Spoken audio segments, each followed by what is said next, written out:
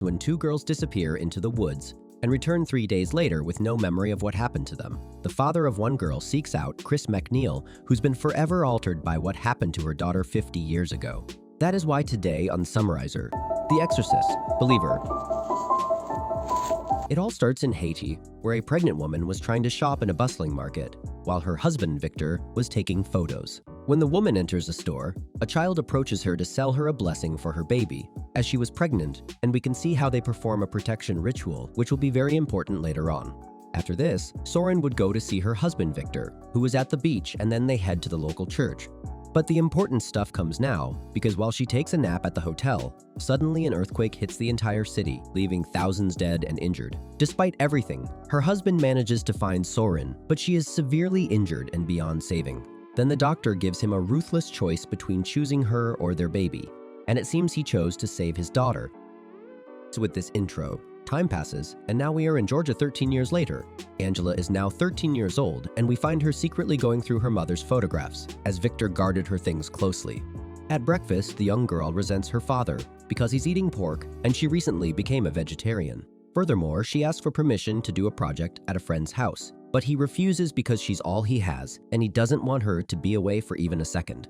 Naturally, Angela gets upset and retreats to her room to hide, but after her father searches for her and we all get a little scared, he eventually takes her to school. Now, we meet Catherine, Angela's best friend, with whom they later sneak out of school to head to a forest with the intention of playing the pendulum game and asking questions to any spirits that might be there. Her atheist father is invited to a church with his daughter while he's training boxing, but he declines the invitation because he doesn't believe in any of it. Meanwhile, in the forest, things get intense for Angela and Catherine as they play the pendulum game because our girl has a picture of her pregnant mother and tries somehow to communicate with her. At the same time, Victor is taking photos of a family and the image suspiciously distorts, but nothing happens. The issue is that when he returns home, he can't find his daughter, so he calls Catherine's house where she claimed to be. But Amanda, Catherine's mother, tells him she's not there and that they must be at another friend's house. So she calls that friend, and she tells them that the two of them went into the woods. Hours later, Victor, along with Catherine's parents, head to the forest to look for them, and here everything gets quite disturbing. The atmosphere worsens when they find their belongings, and when things get tenser, a snake appears, scaring all of them, and it also helps them find the girl's shoes.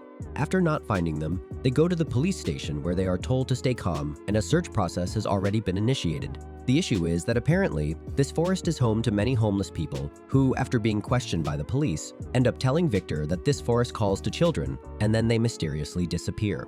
After this, he returns home, and something out of the ordinary happened, because the door is open, and inside they find a group of shaman women praying for Angela's return. Here, obviously Victor, upon seeing them, kicks them out as he didn't believe in any of these things, while his neighbor explains to him that in situations like these, he should open his mind to other possibilities to help him, but he adamantly refuses.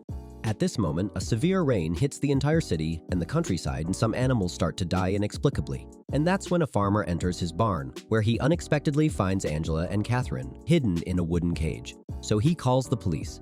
Victor rushes immediately to see his daughter, and when he arrives, Angela tells them that she was only gone for a few hours. But in reality, she is in an altered state of consciousness because she disappeared for 3 days. The next few hours are crucial for both girls as they undergo multiple rigorous exams and tests. The strange thing is that no signs of violence are found, except for their injured feet, as they were found 50 kilometers from the forest without shoes. And now the unusual continues because the girls at the hospital behave strangely, hitting things and demanding to go back home, showing symptoms of possession. Back at home, Victor listens to Angela's version, where she reveals that she went to the forest with her friend to play the pendulum ritual. But while they were doing it, they heard strange voices. At this moment, we discover that apparently, Catherine and Angela are connected because they can't sleep and strange things happen in their homes. Lights flickering on and off, and evil gradually infiltrating their homes. The next day, her bed is stained with blood, and Angela doesn't react, so Victor is forced to wake her up, and she was completely weird. Right away, he takes her to the bathroom to shower, but the atmosphere becomes increasingly disturbing because after hearing a noise, he returns to the bathtub, which is now full of blood, and Angela is gone. But suddenly, she appears behind Victor, hitting him on the head and then collapsing on the floor, convulsing for a while. So now Angela is taken to the hospital, where we see that her body is completely injured. While this was happening, Catherine was attending church with her family, as they were quite religious, and now the good stuff begins. cause our girl starts feeling uncomfortable in the house of the Lord until she ends up escaping when they distribute the Eucharist. So her father goes looking for her, but of course, he arrives at the place of worship and it is completely destroyed. And now, here comes the exciting part because right away, Catherine bursts into the church completely possessed, screaming demonically while the pastor tries to do his job. After this, Catherine's parents and Victor talk for a while, where they come to the conclusion that they were possessed by something. Catherine's mother explains that when Jesus died, he went to hell, where he defeated the devil and then resurrected after 3 days. In the case of the girls, they also disappeared and reappeared after 3 days. So Victor assumes that his daughter went to hell and returned, which is why their feet are burnt. But while this was happening inside the hospital, a nurse attended to Angela, but she, possessed and with a demonic voice, tells the nurse that she knows she had an abortion before becoming a novice, bringing back memories from her past and causing her to go into crisis. Very scared, she later goes to Victor's house, revealing everything she experienced with his daughter. So she tells him that Angela revealed her real name and also about the abortion she had, something Mary had never revealed to anyone, but the demon knew it.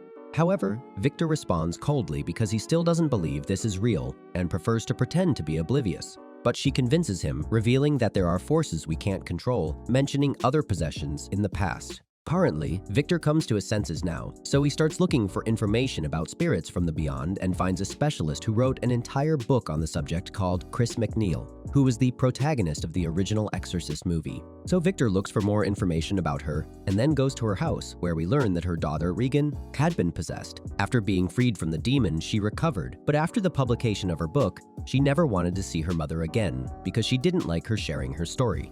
However, now Chris just wants to help, so she accompanies Victor to see Angela. When they arrive at the hospital, the demon immediately recognizes her, telling her that he has been waiting for her all this time. He is Pazuzu, the same demon from the first movie. At this point, Chris also asks about the other girl, and Victor reveals that she was taken home with her family because they didn't want her to be admitted to a psychiatric sanatorium. So, right away, Chris suggests going to look for her because she has a bad feeling. When they arrive at the house, it was completely dark and cold, and Catherine's room was the only one with the lights on. So since no one answered the door, they enter without permission. As soon as Victor enters, he quickly finds Catherine's father completely depressed, and her mother as well, because it seems that evil has completely taken over this house. Things get more intense when Chris decides to go up to Catherine's room, because after scaring us with the mirrors, we get to the demon. Now, this demon confronts her, reminding her that he has been waiting for her. Furthermore, he reminds her of her daughter Regan, telling her that she is dead, and if she wants to find her, she must ask him. But Chris completely renounces this demon. However, he makes it clear that this time she won't be able to stop him and attacks her with a crucifix, leaving the elderly woman completely blind so she can never see her daughter again.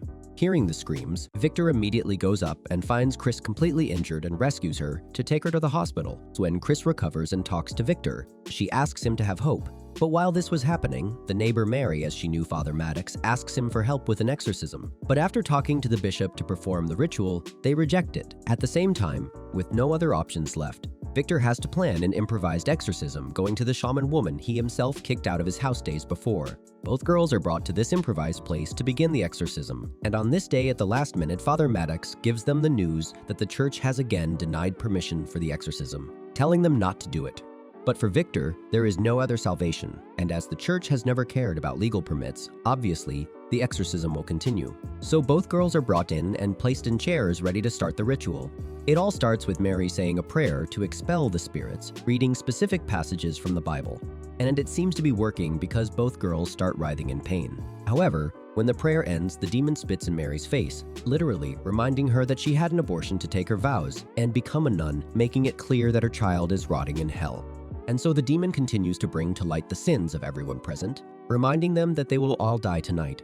At first, the exorcism doesn't work, but the shaman woman performs another, more advanced ritual using pure water to harm the demons, and then spits something into the fire to create steam, which combines with the smoke emitted from the girls' bodies and is extinguished in the bonfire. But of course, this is just the beginning, because when Victor goes out to dispose of the leftover water from the exorcism, he sees Father Maddox praying in his car as he did not attend the exorcism out of fear. There, Victor tells him that the fight is inside, not outside. When our character returns home, things get even more disturbing when the demon gives them the choice between the two girls because only one can survive.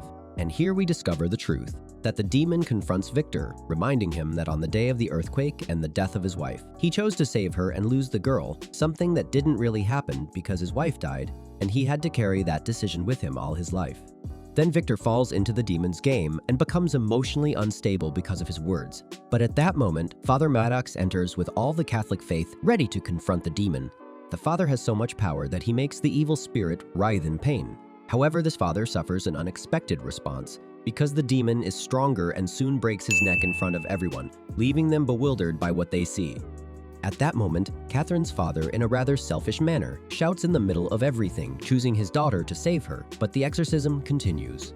And now here's something interesting, because Angela starts levitating, transported to a parallel world. At the same time, Chris from the hospital also feels this energy. And in the meantime, Angela on this journey remembers how the demon entered her in the middle of the forest. And as it couldn't be missing, now the windows shake, the roof cracks, and a portal opens to see how Angela expels the demon from her mouth. At that moment, she falls to the floor for Victor to rescue her, and slowly Angela starts to recover. But of course, one of the two had to die, and Catherine's pulse begins to fade until she inevitably loses her life. While in the parallel world, we see how she, representing hell, is chosen by the demon Pazuzu and is taken away, submerged in the water. In the real world, Catherine dies, and here we are revealed that in reality, the ritual performed on Soren, Angela's mother, when she was pregnant at the beginning of the movie, did work, and that's why she was protected. Furthermore, the demon played with the parents of the girls, making them choose one, but inevitably knew that only one could die, and that was Catherine. After this, Catherine's parents did everything they could to save their daughter, but it was too late, and she is no longer here, while we see Angela returning to her normal life. To conclude, Chris, as she was blind, received an unexpected visit one day, and while she thought it was Victor as a gesture of gratitude, it was not. It was her daughter Regan who had returned. That was The Exorcist. Believer, don't forget to like, subscribe, and comment which movie you would like me to summarize. Gotta work. Okay, bye.